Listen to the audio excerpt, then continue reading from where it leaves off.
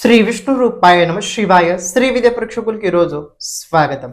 ఈరోజు మనము గుప్త నవరాత్రి గురించి ఏ ప్రకారమైన మనం పూజ చేసుకుంటే బాగా వచ్చుద్ది, ఏ మంత్రం ద్వారా ఏ స్తోత్రం ద్వారా మనము ఏ కారణం కోసం ఏ ఉద్దేశం కోసం ఏ స్తోత్రం చదువుతుంటే బాగుంటుంది దాని గురించి ఇప్పుడు మనం తెలుసుకుందాం.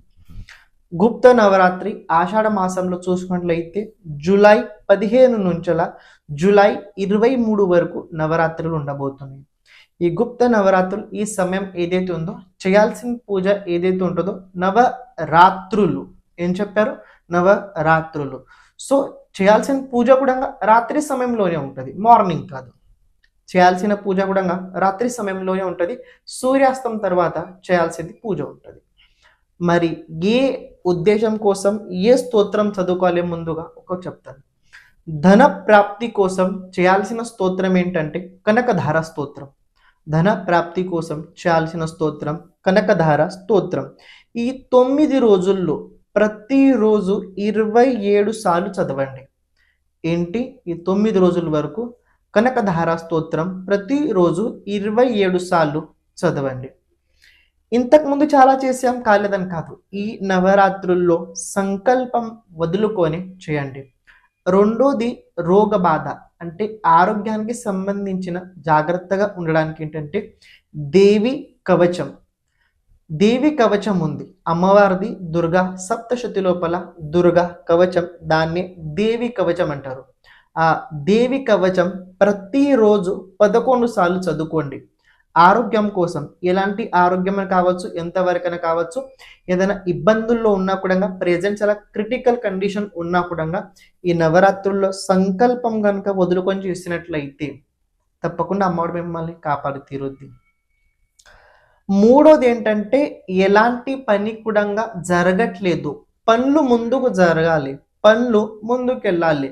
చాలాసార్లు పనులు ముందుకు జరిగినట్టు అనిపిస్తుంటాయి కానీ ముందుకు వెళ్ళలేకపోతుంటాయి. కారణం ఏంటో తెలీదు, కానీ ఎలాంటి రకమైన విఘ్నాలు అయితే ఎప్పుడు నిరంతరంగా కనబడకుండా వస్తూనే ఉంటుంటాయి. చేయాల్సింది ఏంటి, దుర్గా అమ్మవారివి 32 నామాల స్తోత్రం ఉంది, దాన్ని దుర్గా ద్వాదశిమాల అంటారు.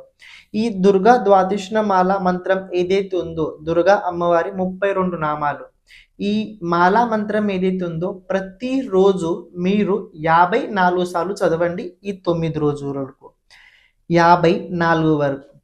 చూడండి, ఒక మాట చెప్తే తెలుసుకోండి. నేను ఏవైతే సంఖ్య చెప్తున్నానో 27, 11, 54 ఇవన్నీ మీరు కారణం అనుసారంగా దానికి సంబంధించి చెప్పడం సంఖ్య ఉంది. సో చేస్తే అవుతుందా అంటే ప్రతిరోజు 9 రోజుల వరకు శ్రద్ధ, నమ్మకం, భక్తితో గనక ఏకాగ్రత నిష్ఠతో గనక మీరు చేసినట్లయితే తప్పకుండా జరిగి తీరుద్ది. నిజంగానే కనకధార స్తోత్రం చదివితే డబ్బు వచ్చుద్దా అంటే నిజంగానే కనకధార స్తోత్రం చదివితే తప్పకుండా మీరు ఊహించకున్న కన్నా ఎక్కువగానే డబ్బు వచ్చుద్ది. కానీ కండిషన్ అప్లై, మీది శ్రద్ధ భక్తి ఉండాలి. వచ్చుద్దా అని డౌట్ ఉండకూడదు. తప్పకుండా అమ్మవారి దృష్టి మన మీద వచ్చుద్దని నమ్మకంతో చేయాలి అని నియమాలు ఉంటాయి. దీనికి కూడా నియమాలు ఉంటాయి. నియమాలు ఏవైతే ఉన్నాయో ఆఖరణ చెప్తాను. ఇంకోటి ఏంటంటే మనము జీవితం లోపల కొన్నిసార్లు కొన్ని శత్రుల బాధలు ఎప్పుడు మనల్ని వెంటాడుతూనే ఉంటుంటాయి. అది మనకు అర్థం అవ్వదు. ఏ పని చేస్తే ఎలా ముందుకెళ్ళాలి, ఏ పని చేస్తే మనకు చేయడానికి ప్రతి క్షణం శత్రులు కనుక కళ్ళ ముందు కనపడుతున్నట్లయితే, మన గురించి చెడు ప్రచారం కనుక ఎక్కువ చేస్తూ ఉన్నట్లయితే అలాంటి వారు నవారణ మంత్రాన్ని జపించండి. అలాంటి వారు నవారణ మంత్రాన్ని జపించండి ఈ 9 రోజుల వరకు. ప్రతిరోజు 27 జపమాలలు చేయాలి. ప్రతిరోజు 27 జపమాలలు చేయాలి 9 రోజుల వరకు. అలాగే విశేషంగా దాంపత్య జీవితానికి సంబంధించిన విషయాల్లో ప్రాబ్లమ్స్ కనుక నడుస్తున్నట్లయితే అలాంటి వారు ఈ 9 రోజుల వరకు, ఈ వారాహి అమ్మవారి 9 రోజుల వరకు సిద్ధ కుంజికా స్తోత్రాన్ని ప్రతిరోజు 21 సార్లు చదవండి. ప్రతిరోజు 21 సార్లు సిద్ధ కుంజికా స్తోత్రాన్ని చదవండి.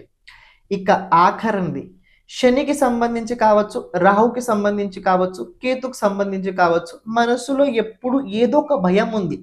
ఏం చేయాలి, ఎలా చేయాలి, ఏది చేయాలి అర్థం కావట్లేదు అన్నట్లయితే కాళీ అష్టోత్తర శతనామ స్తోత్రాన్ని ప్రతిరోజు 11 సార్లు చదవండి. మీకు ఏం చేయడం అర్థం కాలేకపోయినట్లయితే కాళీ అమ్మవారిది అష్టోత్తర శతనామ స్తోత్రాన్ని ప్రతిరోజు 11 సార్లు చదవడానికి ప్రయత్నించండి.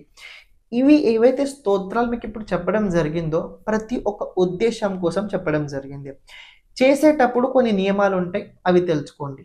ముందుగా ఈ 9 రోజుల వరకు మీరు మాంసాహారాన్ని అస్సలు తినకూడదు.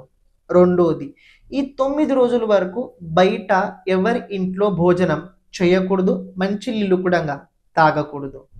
మూడోది, ఈ 9 రోజుల వరకు ఈ 9 రోజుల వరకు నేల మీద పనుకోవాలి, మంచం మీద అస్సలు పనుకోకూడదు. ఈ 9 రోజుల వరకు ఏకభుక్తి ఆహారం కుదరదు. కానీ ఏదైతే భోజనం చేస్తారో సాత్వికంగా ఉండాలి, అందులో ఎక్కువగా ఉప్పు కారం లేకుండా చూసుకోండి. ఈ 9 రోజుల వరకు ఏవైతే మీరు మాట్లాడతారో అందులో ఎక్కువ శాతం నిజమే ఉండాలి.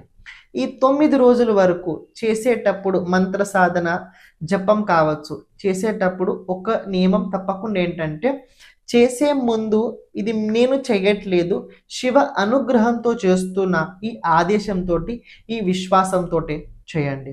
ఆఖరినది, ఈ 9 రోజుల వరకు ప్రతిరోజు మీరు ఎక్కడైతే ఉంటారో అక్కడ చుట్టుపక్కల ఏదైనా అమ్మవారి దేవాలయం కనుక ఉన్నట్లయితే తప్పకుండా వెళ్ళి దర్శనం చేయండి. 9 ప్రదక్షిణలు తప్పకుండా మీరు చేయడానికి ప్రయత్నించండి. మీకు అనిపించవచ్చు ఇందులో వారాహి అమ్మవారి నవరాత్రులు చెప్పి మిగతా అన్ని దేవతల గురించి చెప్పారు కదా అని మీకు అనిపించవచ్చు. చూడండి, వారాహి అమ్మవారు కూడా దేవతని, నేను చెప్పిన మిగతా అమ్మవారు కూడా దేవతని. కానీ శక్తి ఏదైతే ఉందో ఇది అందరికి వచ్చుద్ది. వారాహి అమ్మవారు ఏదైతే ఇచ్చుద్దో ఈ అమ్మవారు కూడా అదే ఇచ్చుద్ది. ఈ అందరు అమ్మలు ఒకటే పరాశక్తి, ఆవిడ లలిత మహాత్రిపుర సుందరి. చూడండి, ఒక మాట చెప్తా, వారాహి అమ్మవారికి సంబంధించిన మంత్రానికి దీక్ష ఇవ్వడం, ఇలా పబ్లిక్లో చెప్పడం అది యోగ్యం కాదు. ఎందుకని ఈ మాట చెప్తున్నా తెలుసుకోండి, చాలా ముఖ్యమైన విషయం ఉంది. మంత్రాలు ఎప్పుడు పబ్లిక్లో ఇలా చెప్పకూడదు. నేను ఈ వారాహి అమ్మవారికి సంబంధించిన మంత్రం రికార్డింగ్ చేసి పెడతాను, యూట్యూబ్లో ఐ థింక్ వచ్చుద్ది, నాకు తెలీదు, ఎప్పుడో ఒకసారి వచ్చుద్ది. అది మీరు ప్రతిరోజు ఇంట్లో వినండి. మీరు ఎంత వింటారో అది మీ చేతుల్లో, కానీ వినడానికి అయితే ప్రయత్నించండి. ఇంకొక మాట చెప్తా, ఈ 9 రోజుల వరకు విశేషంగా పాజిటివ్ ఫీలింగ్ తోటే ఉండండి. నెగటివ్ మైండ్ అస్సలు పెట్టుకోకండి. ఏం జరిగినా నా మంచి కోసమే జరుగుద్ది, ఈ గట్టి విశ్వాసంతో ఉండండి, తప్పకుండా మీకు మంచి జరిగి తీరుద్ది. ఏమైనా డౌట్స్ కనుక ఉన్నట్లయితే తప్పకుండా కమెంట్ చేయడానికి ప్రయత్నించండి. ఒక మాట చెప్తా, రాత్రి సమయకాలంలో చెప్పడం జరిగింది, నైవేద్యం తప్పకుండా అమ్మవారికి పెట్టాలి. అంటే ఏ అమ్మవారికి పెట్టాలంటే దుర్గా అమ్మవారికి నైవేద్యం ప్రతిరోజు రాత్రి పెట్టాలి. ఏం పెట్టాలంటే కొద్దిగా బెల్లం పెట్టండి. మీరు చేసిన స్తోత్ర పారాయణ జప పారాయణ అయిన తర్వాత ఆ బెల్లం ప్రసాద రూపం లోపల మీరు లేకపోతే మీ ఇంట్లో ఉన్న కుటుంబ వ్యక్తులు తీసుకోవడానికి ప్రయత్నించండి. ఏవైనా కళలు కనుక వచ్చినట్లయితే డైరీలో రాసి పెట్టుకోండి. ఛానల్ని ప్రతి ఒక్కరు సబ్స్క్రైబ్ చేసుకోండి. సర్వం శివార్పణమస్తు. శ్రీమాత్రేయ నమః.